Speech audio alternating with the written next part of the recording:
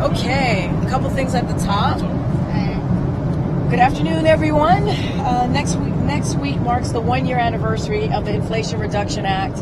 And today we're headed out west where the president will hold events in Arizona and New Mexico to highlight how his administration's historic investments in climate conservation and clean energy are delivering good-paying union jobs to the American people while propelling our economy forward. Over the last few weeks and even today, we have seen how extreme weather events impact the way we live day to day. In D.C. and throughout the East Coast, millions of Americans are on alert. We encourage everyone to stay vigilant, listen to the instructions of first responders, and stay up to date with the latest alerts and guidance. And look, President Biden understands how critical this moment is. That is why he has already taken more actions than any prior president to address the climate crisis we face as a country and as a world. He secured the passage of the Inflation Reduction Act and the bipartisan infrastructure law, which are the largest investments in climate, clean energy, and environmental justice in our history. The president's economic agenda has already led to over $100 billion in private sector investments in domestic clean energy manufacturing, and on the president's watch, EV sales have tripled, and domestic solar capacity is on track to increase 5 times by next year. That is Bidenomics at work. The president has also demonstrated his leadership by rejoining the Paris Agreement on day one and sparking a clean energy manufacturing and jobs boom at home while accelerating the global clean energy race abroad. President Biden continues to make combating the climate crisis a core tenet of his presidency. With that, I have Ali Zaidi, as you can see to my right, assistant to the president and national climate advisor, is here to share more about the president's climate agenda and the trip that we're heading to. Great.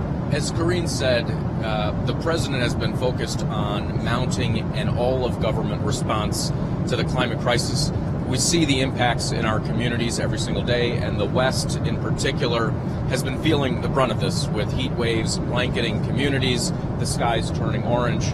But embedded in this crisis is also an opportunity for us to bring the country together, to advance our conservation agenda, and to spark a manufacturing renaissance here in the country. The president's trip will demonstrate how he's doing that. Tomorrow, he will be announcing his 5th new national monument. It's nearly 1 million acres, and folks know about the 300 million-year-old cliffs that line the Grand Canyon. What's less known is the 300 cultural sites that make up this area. They tell a rich and important history, and it's the reason why 12 tribes stepped up to request that this monument be declared. The president is going to take action to do just that. The literal name of the monument means where the indigenous people roam, our ancestral footprints. And, you know, in addition to telling this vibrant story, and it's an important one for us to be leaning into here as a country, and the president will do that with his pen, this is also an incredibly important ecosystem in terms of climate resilience. You think about the Colorado River Basin. It provides 40 million people worth of water. It supports 5.5 million acres of agricultural lands. And just think about this. The 23-year period from 2000 to 2022 represents the driest period of time recorded in 1,300 years in the West. And so these steps are so incredibly important, and they are against the backdrop of the president's bold conservation agenda, an agenda he laid out in his day one executive order, announcing a goal for 30% by 2030, the America the Beautiful goal. And underneath that, he has now taken action on tens of millions of acres to conserve those lands. In New Mexico, the next day, we'll get a chance to see how the president's historic leadership through the Inflation Reduction Act, the bipartisan infrastructure law, and hundreds of actions coordinated through his entire government are sparking a manufacturing renaissance across the United States. Now, just picture in your minds that 2 weeks ago in Belen, New Mexico, at 11 a.m. on Main Street, a bunch of folks showed up as Arcosa held a job fair for the 250 folks they're going to hire to work at this factory that's going to manufacture wind towers. And that's everyone from welders to maintenance and quality technicians. This is a tremendous opportunity for the country. We're seeing it all across the United States, this boom in U.S. clean energy manufacturing. 100 factories and count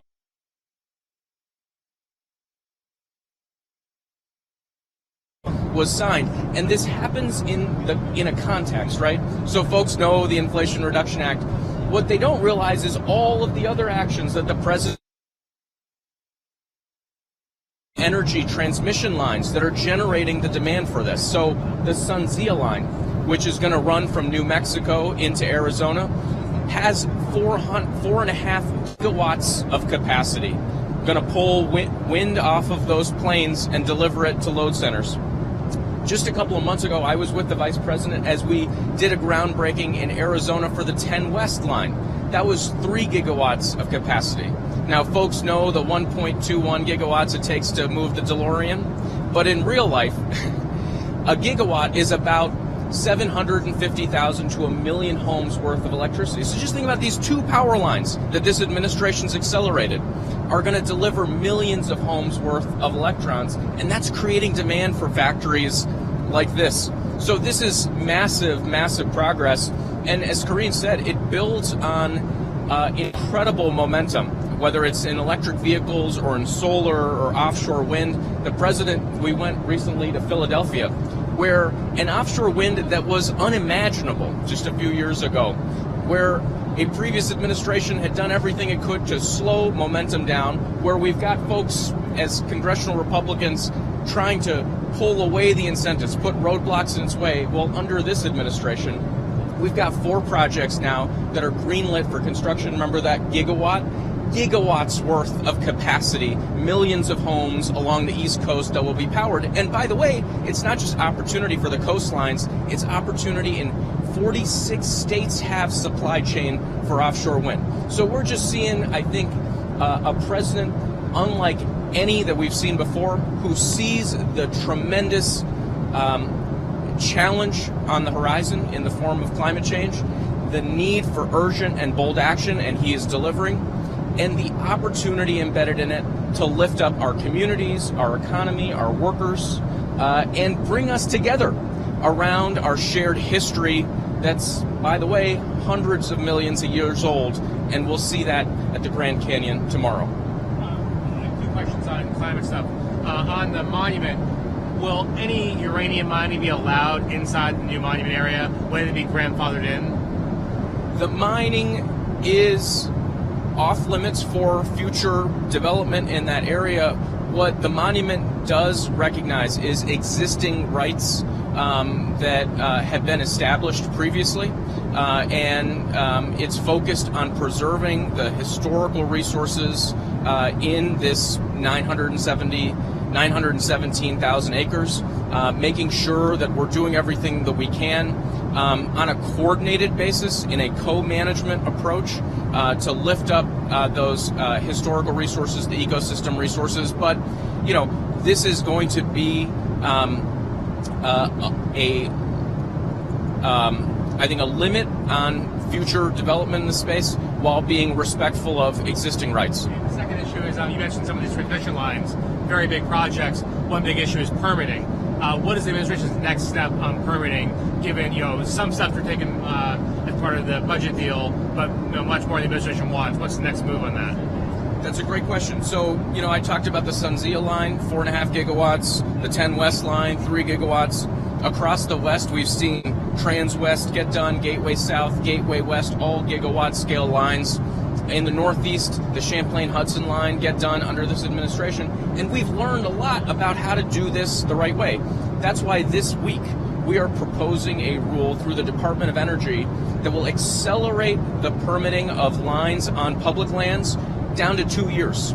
That's a massive deal. You look at the Sunzia project, which has taken over a decade to get done. We've learned a lot in the process. We know how to do this in an environmentally responsible way, in a way that brings in community voices and gets the job done, and that's what this administration's focused on doing. Ali, a quick question on the Washington Post poll today, which you probably saw, which said that most disapprove of President Biden's handling of climate change. I mean, the gist of the story is that most people don't really know what's in the IRA. And I'm hoping you can speak to what the White House is doing to sort of tackle that perception and, of course, further the fight against climate change. Well, look, the United States has become the essential place to drive climate action forward. Take, for example, and you're talking about, what's the perception of the United States? So let's talk about that. The perception of the United States is folks have invested over $210 billion in the U.S. electric vehicle industry. The U.S. is now the single number one nation destination for private investment in EVs. 1 out of every 12 vehicle that was sold was electric. That's 3x what it was when the president took office. There's twice as many charging stations as people drive down the road. And under this president, we're going to get to 500,000, which means they will become increasingly ubiquitous. And, the jobs we're talking about, again, give you the example of someone on Main Street just 2 weeks ago showing up. This is transforming people's lives in a fundamental way. And, I think another question I think a lot of folks had was, well, can we not only do this, but can we make it here in America? Karine talked about the massive solar deployment that's taken place. But think about this. We've expanded solar manufacturing capacity by a factor of 8, which means 8 million homes worth of solar panels will be produced here by the end of the president's first term. Credit Suisse, again, what is the perception? Now says that by 2030, we will be able to supply 90% of U.S. demand for solar. So, I think whether it's offshore wind, where you've got supply chain in 46 states, whether it's the 100 factories that are being built, whether it's folks who can now access a $7,500 tax credit for new vehicles, $4,000 for used vehicles, whether it's people who, you spend half your money in heating and cooling costs for a home energy bill, that's now the subject of a rebate. You can get support swapping out your HVAC system. So I think we're making a massive difference in terms of the costs that people absorb on utility bills, cutting those costs. We're making a massive difference in lifting people up into clean energy jobs. And the president's translated the greatest risk we face into our greatest economic opportunity. Where is the disconnect? You're clearly doing a lot of different things to further the president's climate agenda and his goals. Where do you think is the disconnect? Why are people still saying they don't really know what he's doing? I think the signal we're getting is that the American people, and frankly people all around the world, want everybody to go as fast as they can, faster and faster, picking up the pace of climate action.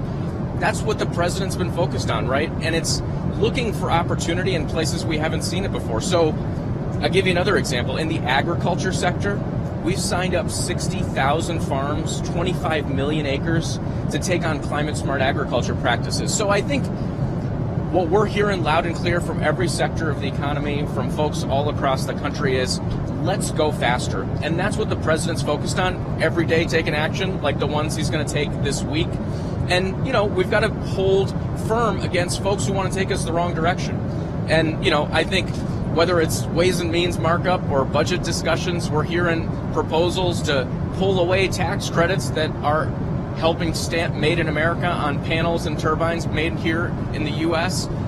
We got to fight against proposals that take us back, and we've got to find a way to keep pushing on the accelerator, which is what the president's doing. Just take this week as an example, right? Moving forward on transmission, moving forward on conservation, helping open up more factories across the country. How much of this trip is about advertising that?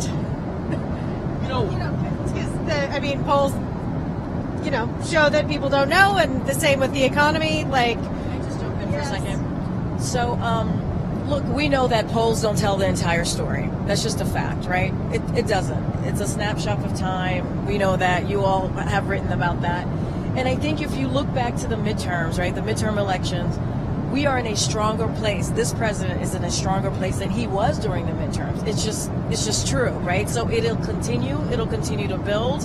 And as we're implementing, right, you think about the Chips and Science Act, as we're implementing Inflation Reduction Act, like what we're just talking about, what the president's going to do, we'll see, I think, Americans start to feel and see what it is that we have been able to do in Washington, D.C., some in bipartisan way, clearly with the president's leadership, to get those things done. And that's why we're out. That's why the president going out west. When you see this extreme weather, right, people are truly, truly feeling it. And if they see the president going out there, making these announcements, showing and talking to directly, he's our best messenger to talk about what he's doing on climate change, I think it's going to matter. But again, snapshot in time, the polls don't tell the entire story, and so we're going to continue to talk about it. And I'd add to that, more and more and I remember being on the campaign, folks were saying, hey, this is really great in concept, but what will it look like in reality? Well, in reality, now we've got 400 school districts that have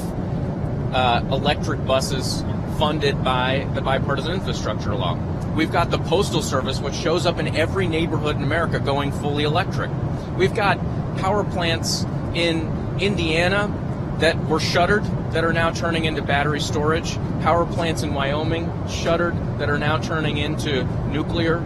Power plants in New Mexico shuttered, turning into clean hydrogen power plants. Power plants on the East Coast now turning back on to be the place where we plug in offshore wind. You've got Dalton, Georgia, where they used to make sofas. That went away. Now they make solar. Weirton, West Virginia, where they used to make steel. That went away. Now they're making these batteries. So that visible difference, I think, is showing up.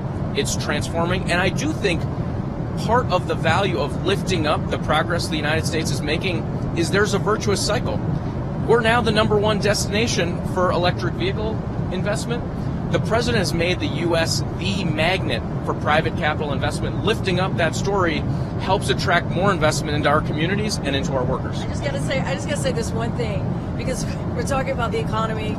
We're talking about what the president is doing. You think about the Inflation Reduction Act. You think about the American Rescue Plan. You think about some Chips and Science Act, and you have Republicans in their own district and states who did not vote for any of this and are taking credit for it, right? So clearly, what the president has done is good, right? Even when you have Republicans taking credit for something they had nothing to do with. And so, look, we're going to continue to do our jobs and continue to talk about it, continue to talk to all of you about it. And the hope is that we'll get our message out. Go ahead. Sorry, I interrupted you. Electric vehicles, look at the sales numbers. They're increasing, but not that much. Why does this administration think rhetoric and action is going to overcome consumer choice? Because consumers aren't choosing to buy them right now. This is all about consumer choice. The number of electric models that are available today are double the number of electric models that were available when the president took office. And by the end of the next year, that number will have doubled again. So, one, this is about making sure folks have access. Number two... But if they're not buying it, does it matter how many models there are? The sales of electric vehicles, and you can look at the data... A little bit, not spectacularly. Factor of 3 in 2.5 years is actually pretty dramatic. 1 out of every 12 vehicles sold being electric. And here, think about this. You've got the largest automakers in the world who've made a bet in the United States, 15 gigafactories worth of battery plants that have been built in the United States. Enough batteries to power 10 to 13 million electric vehicles by 2030. Look, you don't have to take my word on consumer appetite.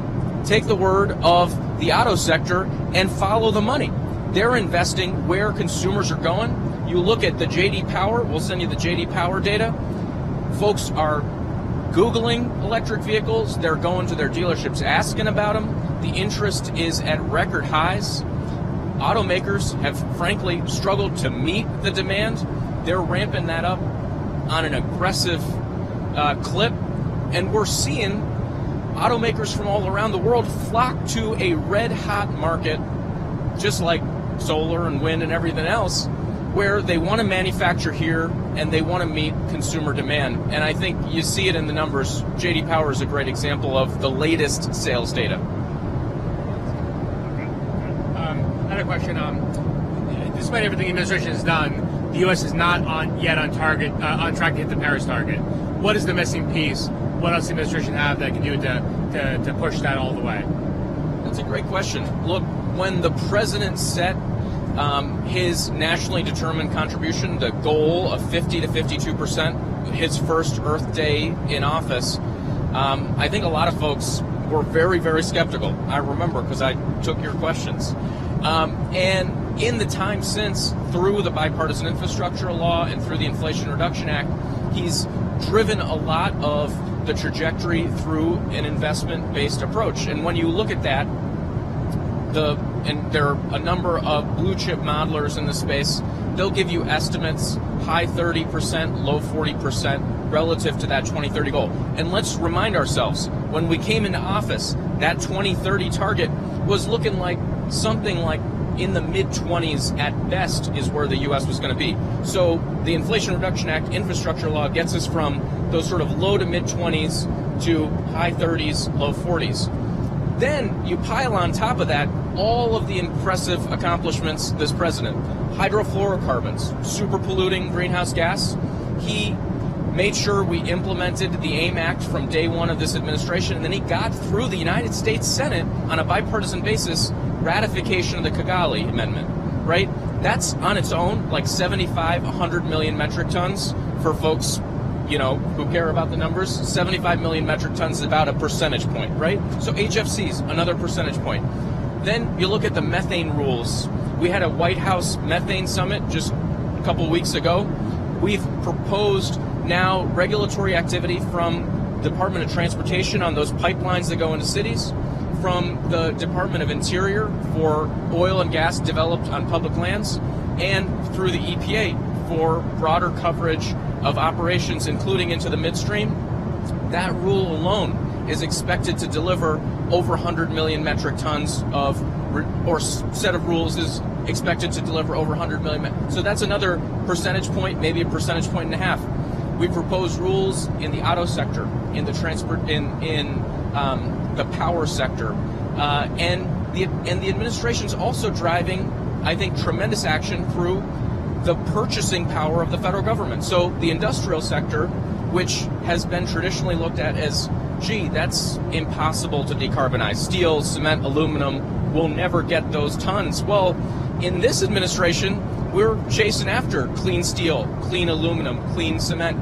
The General Services Administration, which maybe folks haven't heard of, GSA, they buy stuff for us. They've set standards for asphalt, for flat glass, for steel, for aluminum. So as we're going through the infrastructure decade, which, by the way, this is like the biggest moment for infrastructure ever, we're buying stuff that's clean.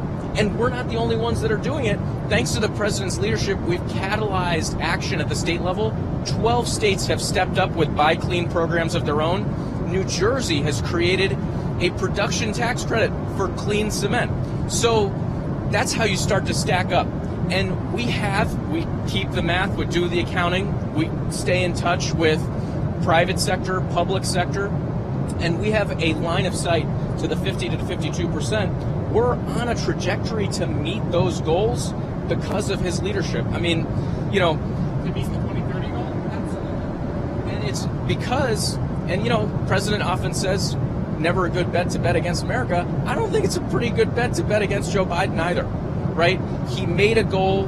He set that goal as super ambitious.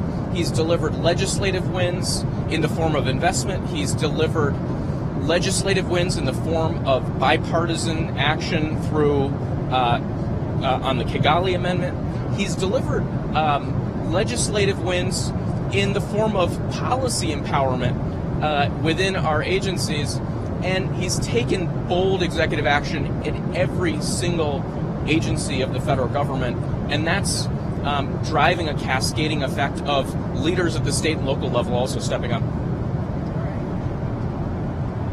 Okay. Thank you. Ali, thank you so much. Thank you. All right, I just have a couple things that I do want to share. This might be the longest gaggle. But it's okay. Actually, when Jake does it, it's pretty long. All right, so in addition to the climate and energy focus of our travel to Arizona and New Mexico, on Thursday, as you all know, we're going to be headed to Utah, where President Biden is going to mark the one-year anniversary of the PACT Act in Salt Lake City. He will meet with veterans and deliver remarks about the historic progress we've made in expanding veterans' benefits for those who have bravely served our country. And I also wanted to say a couple of words about the tragic helicopter crash that I'm sure you all saw out west. So the president has been briefed on this tragic incident.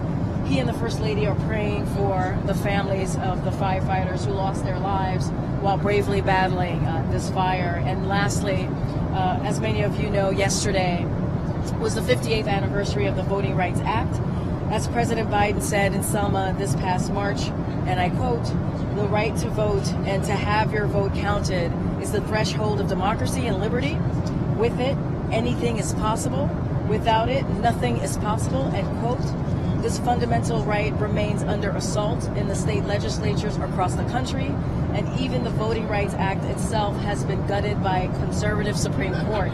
The president remains committed to getting the votes in Congress to pass the John Lewis Voting Rights Advancement Act and the Freedom to Vote Act, and continuing to fight to protect this fundamental right.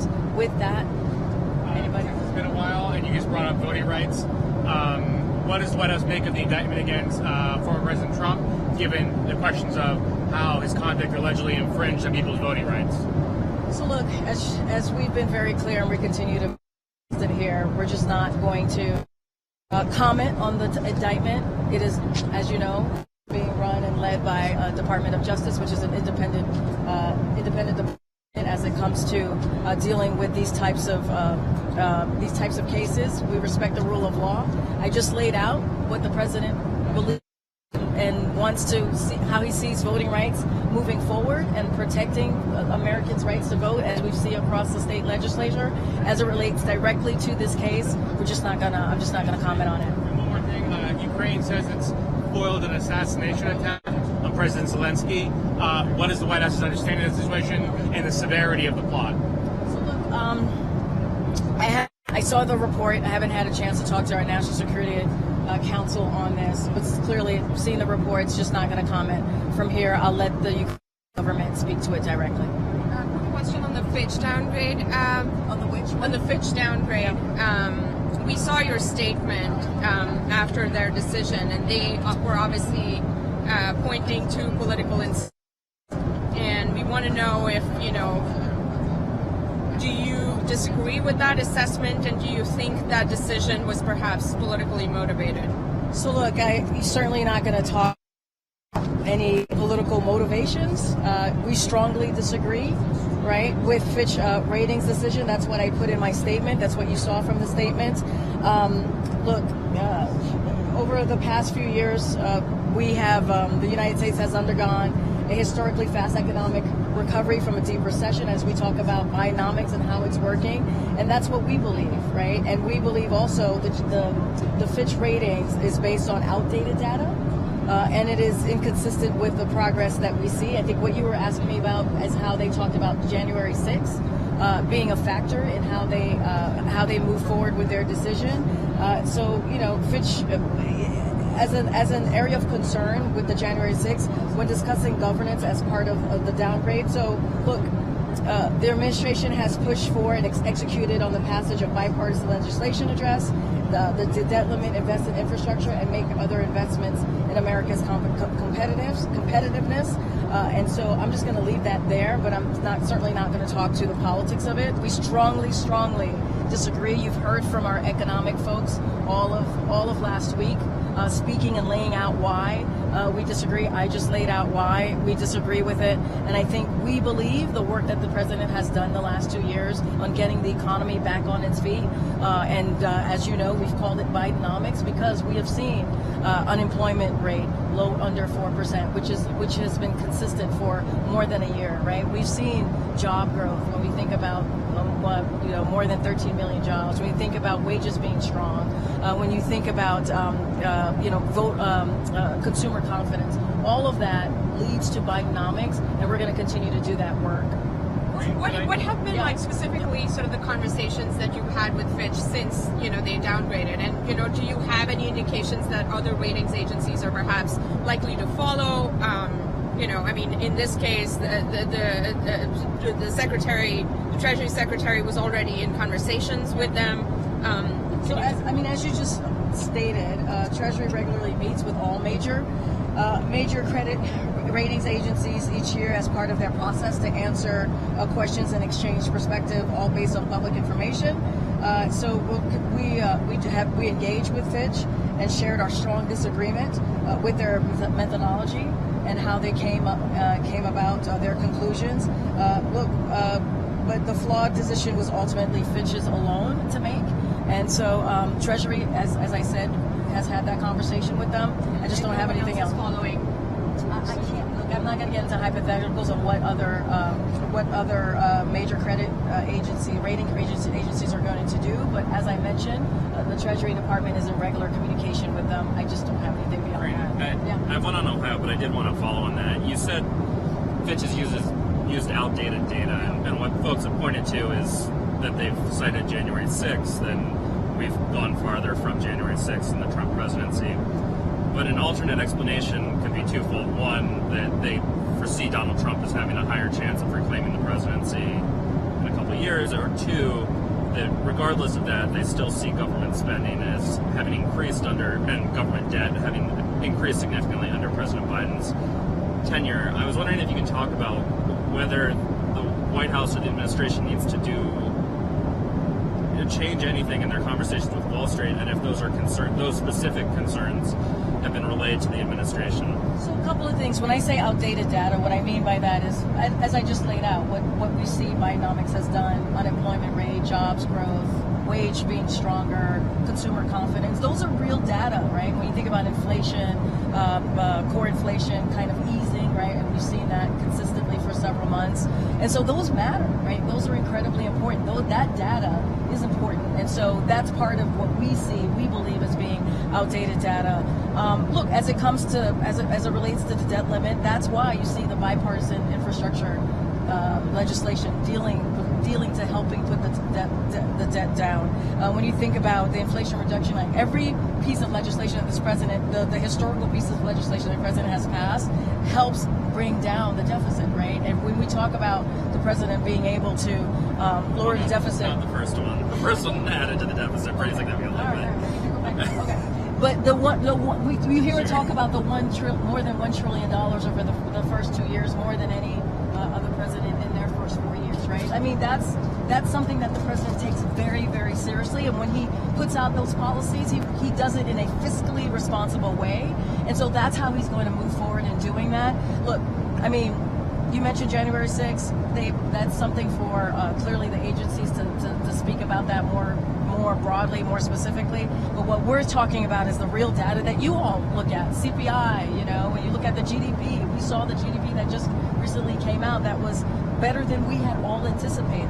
And so that all those pieces of information is critical and important as well. On Ohio, there's voters are headed to the polls tomorrow. There's sort of a proxy vote for possible changes to the Constitution on abortion rights coming down the road. I was wondering if the White House has been engaged at all there, if you have a message to voters.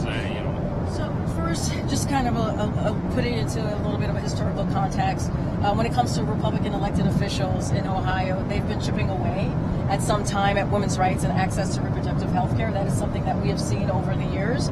And since, as we all know, since the Supreme Court overturned Roe v. Wade, their efforts to undermine reproductive rights have only escalated. We've seen stories after stories about women telling their stories about what they've been through over this past more than a year now after what we saw the Supreme Court do. So ahead of a potential vote on reproductive freedom in November, which would give Ohioans a say over abortion access in their state, Ohio Republican elected officials have called a special election to change the state's constitutional amendment process and weaken voters' voices. That's where we are today in Ohio, but also very similarly across the country. So we, the administration, the Biden-Harris administration, strongly oppose attempts to take away a woman's ability to access reproductive health care, and we will continue to be loud and very clear about that. administration has revoked 500 press hard passes under the new rules. How can this administration say it supports freedom of press when you've revoked a third of the press hard pass, or a third of the press hard passes out there? Because what you just laid out, we don't believe to be true, and what our purpose and what we've tried to do here. What we have tried to do is return to hard press criteria in place during prior administrations, and so that folks who may not know what hard passes are, they are intended to provide reporters with a regular need to access campus, the means to do so efficiently to do their jobs, and we appreciate that, and that's what we want to see.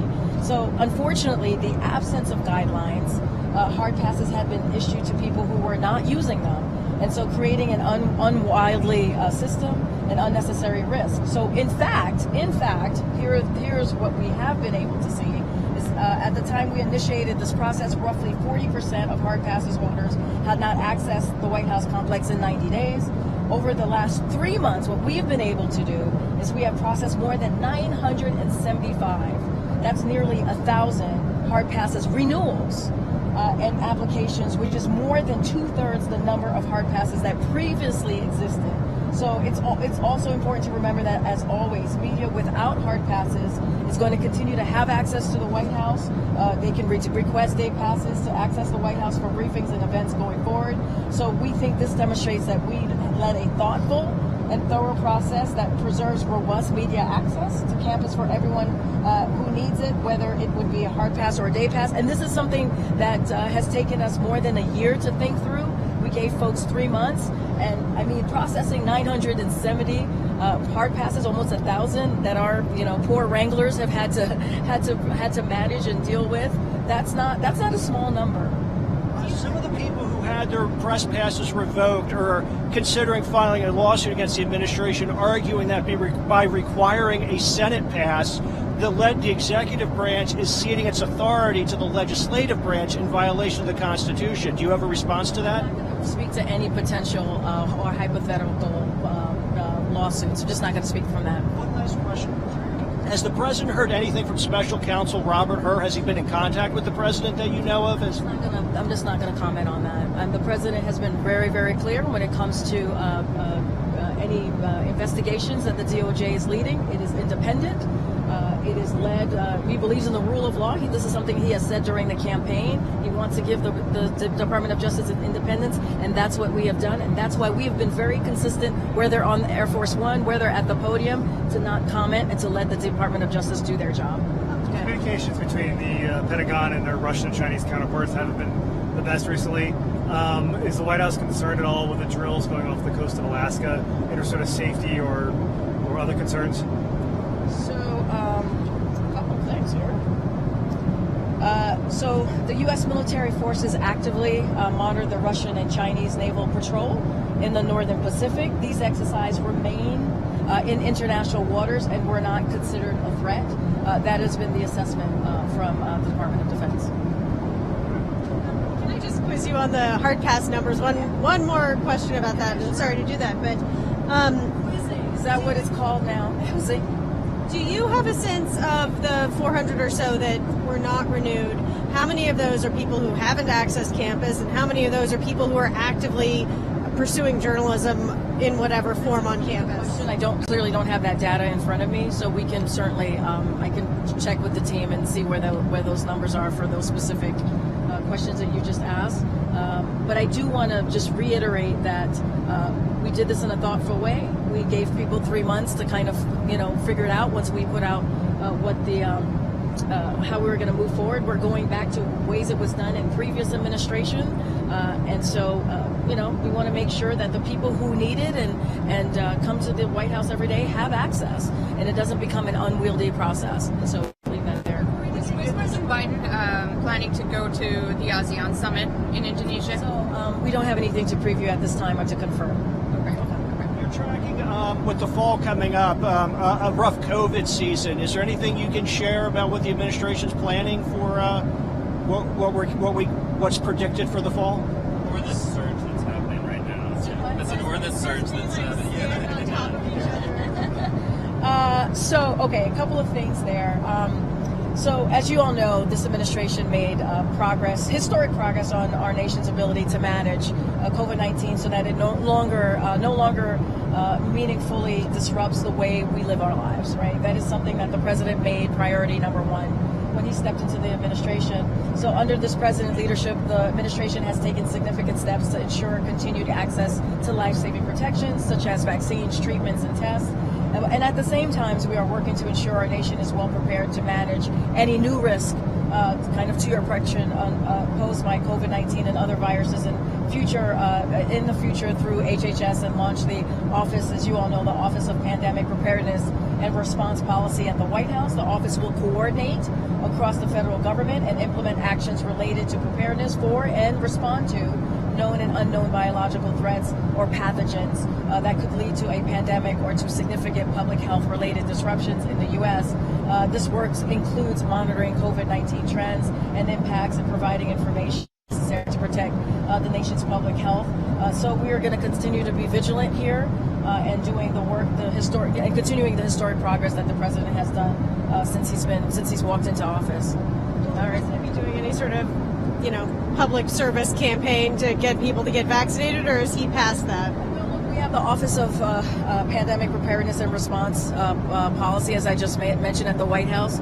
Clearly, that's going to be an important place where it's going to kind of deal with anything that's related in COVID or potential be prepared essentially for anything that might come our way. I don't have anything to read out or lay out on the president specifically speaking on COVID. All right, guys, my voice is going, but I'll see you guys on the ground. Thanks, everybody.